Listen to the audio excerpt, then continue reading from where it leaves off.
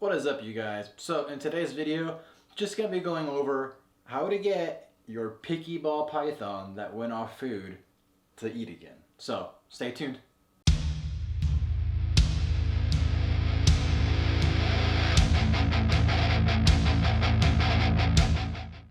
Alright, so if you're a ball python owner, you've likely already dealt with this, or I hate to be the bearer of bad news, but you will likely eventually deal with it if you haven't. And that is your ball python going off of food.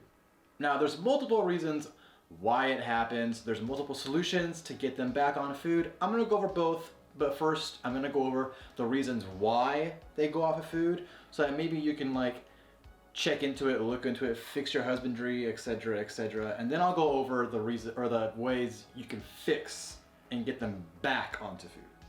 All right, so the first reason why ball pythons are notoriously picky eaters. And when I say picky, I mean once they get stuck on a certain type of food, they tend to just want that food. It's like a comfort thing, you know, like, oh, I've been fed on mice, you know, the first 6 months of my life. I don't want anything else. I like mice. Mice are great. Or I've been eating live the first year of my life. I love live. Why would I want frozen thawed? So basically it could be a picky thing. You kind of have to just play with it a little bit. And when I say play with it, I mean offer them different things. You know, they might only like frozen thawed. They might only like live. They might only want mice. You gotta just keep changing it up, see what they like, and then once they like it, boom, fixed. All right, second thing, it very well could be stress. I have had many snakes shipped to me. Most of them do eat the first week that I get them. So usually when I get a ball python shipped to me, I usually skip the first feeding, that depending on how close. So if I usually feed on Sundays. So if I get a ball python shipped to me on like a Thursday, usually I'll wait until the following week, let it get settled in, let it get adjusted, let it calm down. But if I get a ball python shipped to me on like a Tuesday or a Wednesday, I'll typically offer it food that week. So stress can be a big thing, you know, if they don't have a hide, if they're in a big, you know, if they're in a big tub and it's a small snake, they like small, compact places where they can feel themselves, you know, like up against the walls and they feel safe.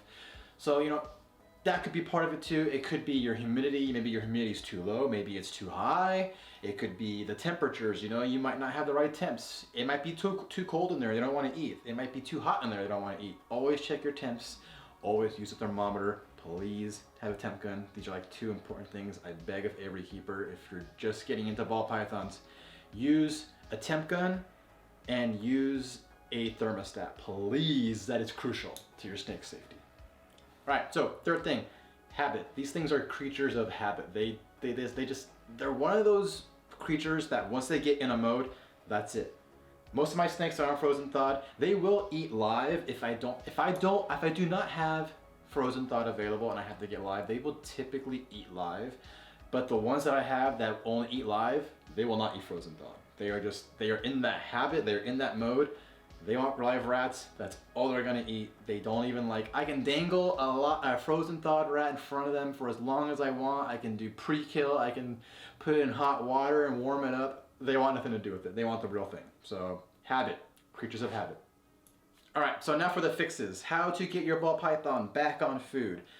I've used basically all these methods and they have all worked in some form or another. Now I still have one snake right now that she's just not wanting to eat.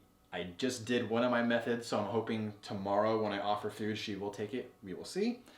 But the first thing is, you know, they're picky. Give them what they want. You know, don't starve them out. I know some people say like, oh, I'll just starve out my snake. You know, if it won't eat for 6 months, it won't eat. Now, ball pythons, they can go that long without food. There's been records of them going a year without eating. It's not gonna kill a snake. I don't personally like doing that. You know, I might let them miss like 2 or 3 meals, and then by then I'm like, okay, if I'm offering frozen thawed to a snake and it's not taking it for 2 or 3 weeks, I'm just gonna go pick up a live. Usually what I do, if I'm offering a frozen thawed rat, I will go, and it's not taking it, I will go to the shop, I will pick up a live, you know, depending on the size of the snake, you know, mouse hopper, small mouse, put the mouse in there. They take the mouse, perfect, you know. And then the next week, I'll try offering a live rat. They take a live rat, even better. And then after that, I'll try a frozen thawed again. If they don't take the frozen thawed, I go back to the live rat. Usually the ones that I have in here that are on rats, they don't get off. So I've done that whole process with them, and they're still on rats. They're eating fine. You just gotta watch the rat, you know, make sure it doesn't bite your snake, and you're good, you know.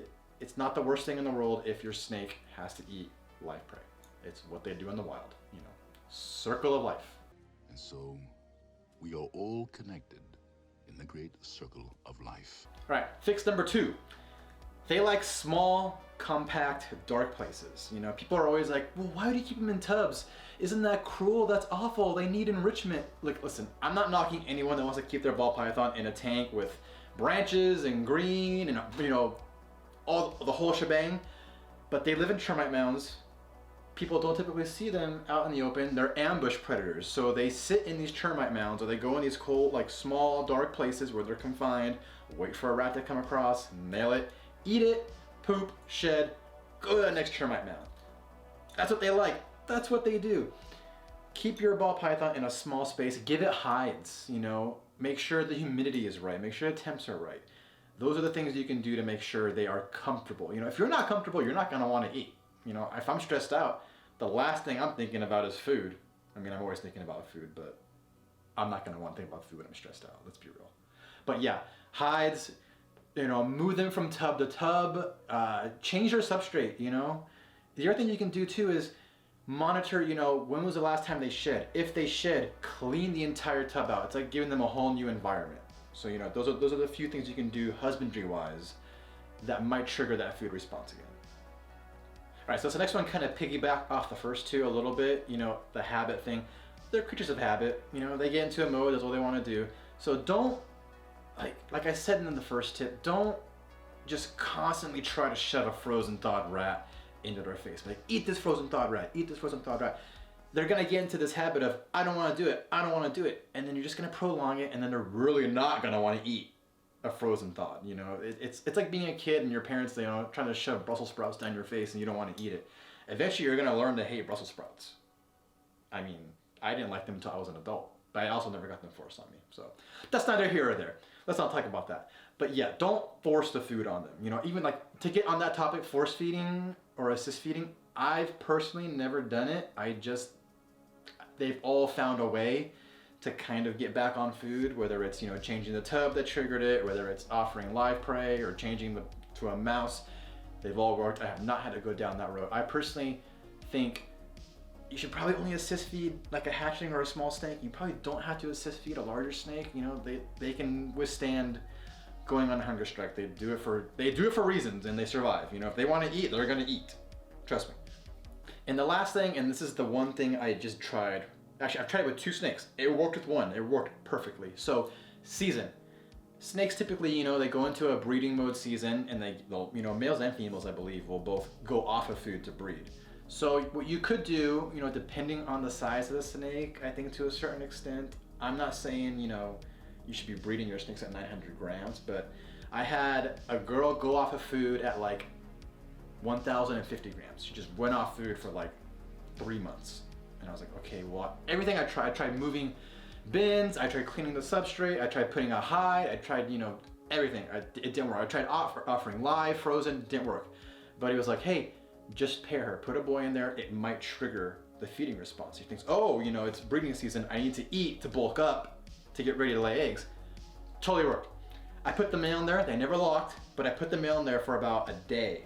Took him out. Next day offered food, boom, she came flying out like a fiend and destroyed that mouse or rat. Now, I just tried that with my coral girl that's behind me right now. She hasn't eaten in about 3.5 months, almost 4 months, and she's about 900 and like, she hit the 1,000 gram wall. She was like 995 grams, didn't want to eat. So I just put my male DG in there, and they weren't breeding. He was trying to breed her, and she was like not about it. You know, he was like shaking his tail and moving all over and culling her up, and she was just like, I don't want to do it. You know, get out of here, bro, you're wasting your time. But I'm hoping that just introducing the male in there is gonna trigger her to want to eat tomorrow. So I could probably do an update, or I'll put it in the comments, you know, like, hey, she ate, it worked, but we'll see what happens. And now for the last thing, which everyone's gonna be like, you gotta be kidding me, but it worked on one of my snakes. It's just crazy. You can put them in like a snake bag. And now what I did was I took them out of the tub. I cleaned the tub out. Full substrate change and everything. Put her in a snake bag. Put her in the car. I drove to the gas station, got gas, went to the Jack in the Box, got some food, came back home, took her out, put her back in the tub. A couple days later, she ate.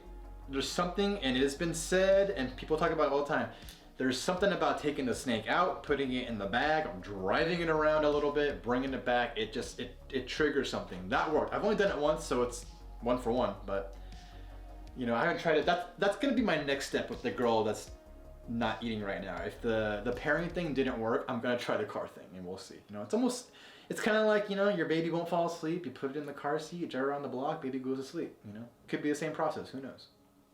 Now, with this all being said, this is all taking into consideration that your snake is healthy, looks healthy, doesn't show any kind of signs of like sickness or anything like that. Now, if your snake is losing weight rapidly or just looks sickly or skinny, take it to the vet. Just take it to the vet. That's the least you can do. Maybe the vet can figure out what's going on. It might be a deeper problem inside, but you know, typically they just go off food and it's just a natural thing. And you can do these certain things to hopefully get them back on. But it's also a thing, don't panic. It's a normal thing with ball pythons. Everyone talks about it. The 1,000 gram wall, everyone knows these snakes will typically just go off food for no reason at all. Sometimes they might just get scared. I've had snakes that like they've gotten scared of the prey and they don't eat for 2 weeks. And I'm just like, you gotta be kidding me right now. Oh, come on! Like, really? Really? But just the way they are. It's ball pythons. Also, with that being said, this is a like guide for ball pythons. You know, it might work for like maybe corn snakes or some other snakes, but don't take this as a guide for like, hey, how to get your monocle cobra to eat or how to get your false water cobra to eat. This is not a guide for that. I don't like, this is for ball pythons. Ball pythons. Alright guys, well that's it for this video. Once again, I appreciate all the love and support that everyone gives me. We're closing in on 300 subs on YouTube, so like always, like, comment, subscribe. I appreciate you all. I hope this guide can help, you know, maybe somebody get their ball python back on food. But until then, I'll see you in the next one. Take it easy.